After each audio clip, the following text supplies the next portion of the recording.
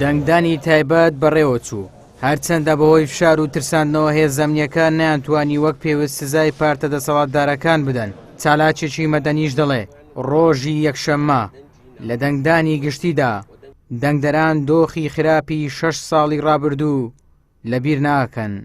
95 خەڵکی بەیانیە کە ڕۆژە حەساسەکەیە ڕۆژی سزایە پێویستە خەڵک بە گوڕوتینەوە بستنە سەر سندوقەکانی دەنگدان و ئەو دەسەڵاتە سزا بدەن کە چەندین ساڵە قەیران و نەهامەتی و موچەبڕان و بێکارەبایی و بێئاوی و بێوەزعی لەو هەرێمە دروست کردووە و هیچ شتێ نەیانترسێنێ بەو پەڕی متمانە و بەو پەڕی خۆشحاڵی و بستنە سەر سندوقەکانی دەنگدان دەنگ بدەن بەو نوێنەرانەی کە بە خۆتان دەتانەوێ و هەست دەکەن کە ئەوان ئینشاءڵڵا خزمەتتان دەکەن لە داهاتوودا.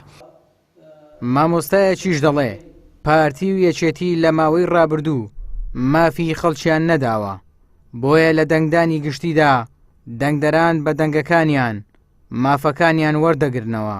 بەڕاستی ئەوەی دوێنێ بینیمان شتێکی زۆر دڵخۆشکەر و چاوەڕوان کراو بوو لەلایەن دەنگدەران و هێزە ئەمنیەکان دەنگدانی تایبەت دەسەڵاتیان سزادا چاوەڕێ دەکەین بەیانیش بە هەمان شێوە دەنگدەرانی خۆشەویست بە گڕوتینەوە بچنە سەر سندوقەکانی دەنگدان بە هەمان شێوە دەسەڵاتداران سزا بدەن دەنگ بە کۆمەڵی دادگەری بدەن.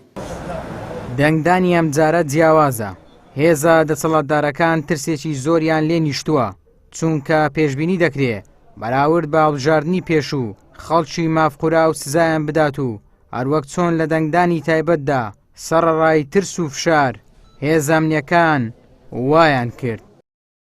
ئیبراهیم زیاد، کەناڵی ئاسمانی پەیام، هەولێر.